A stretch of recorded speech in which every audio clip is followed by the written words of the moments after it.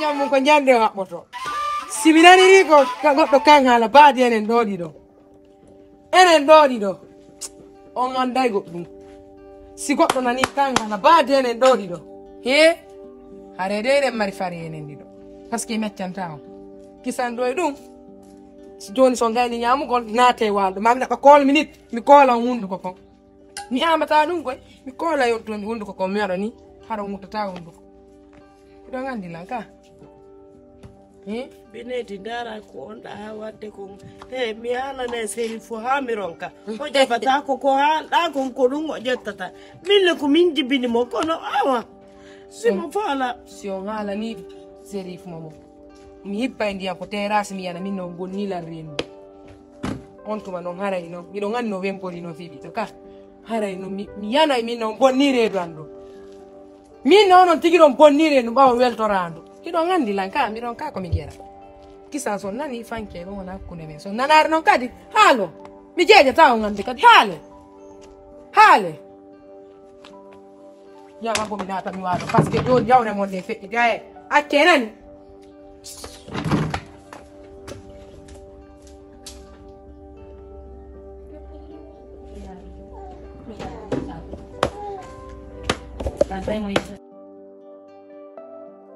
Joda gon ko bawo ko rubuti no buubi mo jalo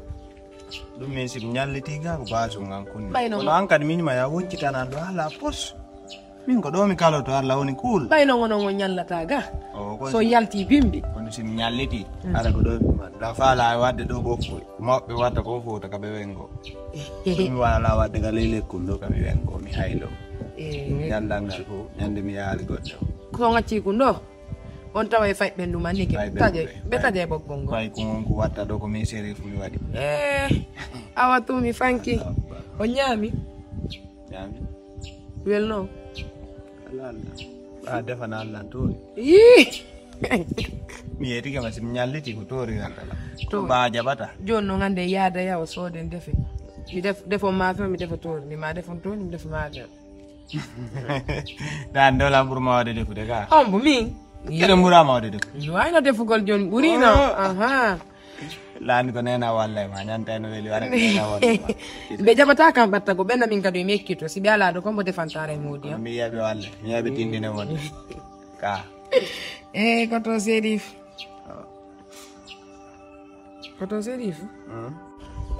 Nini? Afala ma goddum kadi. Ina fala landare ko sela. No. Non ko fiyon on alantana. Mi halanta mon. Mi yedo yado golle arta kono ngalantana fus konto piji mon ni numanori. Magazine gi mon di mi anda on to woniri. On alana lan kon ko jelu foymu. Ido suudi mi do bale do ngandi alla dandu nawnare no wali. Mayde no wali kena fala ne maya me ado ba na fi du wala fi ay Allahu akbar donc bien jani mum pada ko asim fami ba ko bien ngumo ka nuno naela non ka naela ba la dandu do joni si feje mon no joni hara mimmi anda ko gido e ganyo nyamata ara mi anda e fi mumbe bendu manno do min no maya simaya go si wala fi non joy dum se kono ngati la mas ko mi ngati jonno alla danu so ngati kelando alla danu saadi aw jodi aw nani alla danu saadi ke min naya e boya fes awa jonno hi may dem tawaka ngurdango mi do yidi dum mojja goddo nawnare don wala dan su goddo nawde façon jugon to ngare o anda piji are no satti jonno si woni andudo do joni ani don son jaala ala no goddo nyamira joni wallata jonno hollete di fop kumbe kon to woni min goy ko do welni ara gasi ara weltike moja hollete joni abo dimanche parce que hande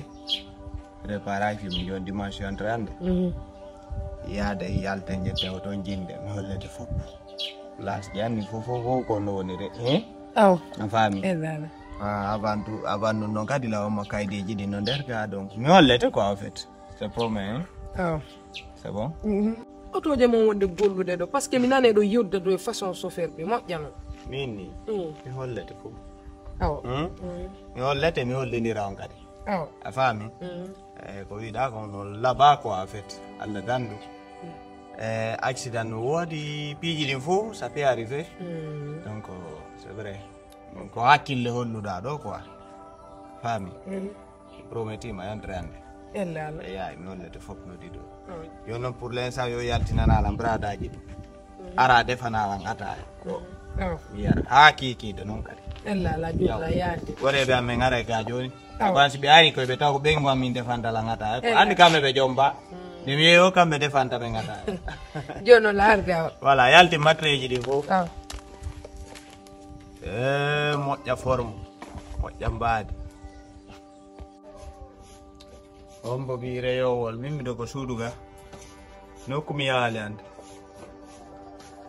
ari ñalle sa waɗen ataya voilà ala abima ari ñalle waɗen ataya merci joni ngala yaade ande ɗum nde dari ɗon ɗo Serifu ene hande kay probléme ko woni ko ngalaw mi hefi e ma ngalaw ko ɗum waɗi kadi eyo jaka ambara hakkille eyo jaka ka komojo ko ɓe wiyata ko goɗɗo kono nawyirta noon mettirta fi ko gonga nene ko mi on nde ala hakkille min Chérif balde goto Chérifu hakkunde ma e Allah Chérifu ala ko a bobo miɗo andi ko a bobo a anda debbo kan e anden ata nene ko num falɗo sim faami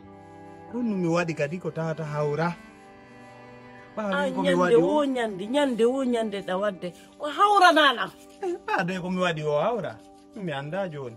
mi anda sen sendata ɗi cuuɗi wono ley ga me wona dow ga ma wonon ga me wona ley to tawi komi waɗi o hawra mi yiɗa o wullinde mi yiɗa wullirolla ini are mi anda ko onno mi gerrata hen aduna kullu kadi ɓiɗɗo gorko mo ala hakkille ne baba hakkude ma ƴalla anda fi debbo ka kon fallola yewtude kadi baba ene kanŋe ene wuranimmi ene luɓal Allah hino kon kañi siwaɗe min hari giggol komi yiɗuno wakko hari iye kadi joni o yiɗala mettitila nene ko min goyi ko no Chérifu no mi wawata biji ɓuyno woodi ko hakkillande ƴettata ko hakkillande mi wawata muñanade ba par ce que mi innani ko ɗum ko woodi tigi yewtelan noon innollan ko ɗum ɗo bonnuɗa mi anda ko mi bonni taw nene mi ollannilan bonnude hakkille de mi anda ko mi waɗi on taw yewtelan ko on ene kanŋe ande ollannilan tun anda fi debbo anda noon debbo hiɗumo kono ta hoolo hay min nene ma jara illa hooli on dey illa hooli on la hooli ferema noon ɓenguma ene nami hoolo ɓengu am fiyono ene baba min ɓengu am ɓaatun imo yiɗilan imo yiɗanilan ko jiitotoɗo hakkunde Allah yiɗimo lan hoolimo lan teddinimo mo welanmi ndeni noon nene donc innu tomi hoolo ɓengu am ene baba accu sappoye ɗiɗi ɓineti tigi fondon ɓine tigi bandijon nena jara biro nene acci hakke o probléme ɗo fof koko misuɗon ɗo takki ɗon fof ko ɗum woni probléme am ko ɗum woni sonja mi wata fankata mi fankata mi jentota ko mo lan hoolimo ha way ɓinet wujjata ala nga hande wujjala ngaɓe warɗo liɓira ni mbongo suudu kono wujjata ko noon probléme fof ko ɗum noon ɓanon joni faale an ɗen ala waɗande lam mille komin jiidima ɓa tun ala jaɓude komi faala kon joni ɗa wadde ko faalaɗa ange ɓengu ma mille min komin jiidima nene an ɗon sutinimo sawanimi ɓiɗɗo ɓiɗɗo gorko yo waɗi e ko tawi ko boobo gorko o saabi